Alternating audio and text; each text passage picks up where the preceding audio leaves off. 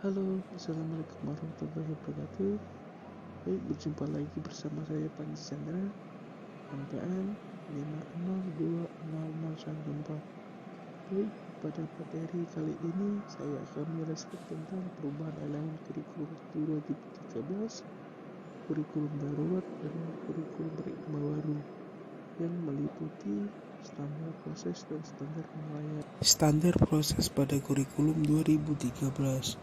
Kegiatan yang mula-mula harus dilakukan oleh guru pada kegiatan pendahuluan di dalam sebuah proses pembelajaran adalah mempersiapkan siswa baik psikis maupun fisik agar dapat mengikuti proses pembelajaran dengan baik.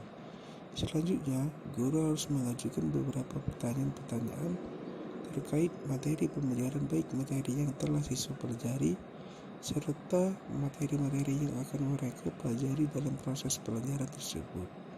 Setelah memberikan pertanyaan-pertanyaan, guru kemudian mengajak siswa untuk mencermati suatu permasalahan atau tugas yang akan dikerjakan, sehingga dengan demikian mereka akan belajar tentang suatu materi, kemudian langsung dilanjutkan dengan menguraikan tentang dicapai pada pembelajaran tersebut.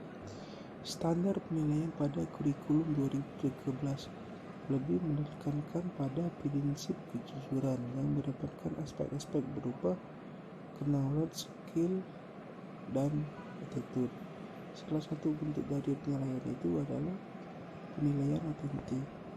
Penilaian otentik disebut dalam kurikulum 2013 adalah model penilaian harus dilakukan saat proses pembelajaran berlangsung berdasarkan 3 keberanian di atas. Standar proses pada kurikulum darurat. Proses pelaksanaan kurikulum pada kursi khusus harus memperhatikan yaitu usia dan tahap perkembangan peserta didik pada PAUD, pencapaian kompetensi pada kurikulum, keberkemanaan, kebermanfaatan pembelajaran untuk peserta didik. 1. Pendidikan dalam proses khusus. Ketika pelaksanaan pembelajaran dapat tetap mengacu pada kurikulum nasional 2013.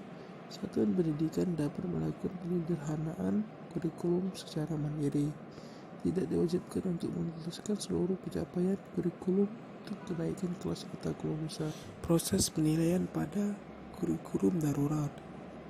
Asesmen atau penilaian dilakukan di semua kelas secara berkala untuk mendiagnosis kondisi kognitif dan non-kognitif siswa sebagai dampak pembelajaran jarak jauh. Asesmen non-kognitif ditunjukkan mengukur aspek psikologis dan kondisi emosional siswa, seperti kesejahteraan psikologi dan emosional emosi siswa, kesenangan siswa selama belajar dari rumah, serta kondisi keluarga siswa. Asesmen kognitif ditujukan untuk menguji kemampuan dan capaian pembelajaran siswa. Hasil asesmen digunakan sebagai dasar pemilihan strategi pembelajaran dan pemberian remedial atau pembelajaran tambahan untuk peserta didik yang paling tertinggal.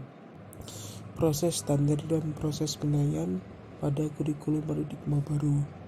Profil pembelajaran Pancasila menjadi acuan dalam pengembangan standar isi, standar proses, standar penilaian atau struktur kurikulum, capaian pembelajaran, prinsip pembelajaran, dan asesmen pembelajaran.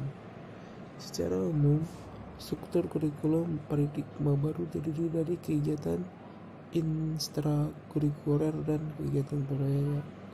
Selain itu, setiap sekolah juga diberikan keleluasan untuk mengembangkan program kerja tambahan yang dapat mengembangkan kompetensi peserta didiknya. Program tersebut dapat disesuaikan dengan visi misi dan sumber daya yang tersedia di sekolah tersebut. Mungkin itu saja yang dapat saya sampaikan tentang materi elemen kurikulum 2013, kurikulum darurat, dan kurikulum paradigma baru yang meliputi standar proses dan standar penilaian. Baik, saya akhiri. Wassalamualaikum warahmatullahi wabarakatuh.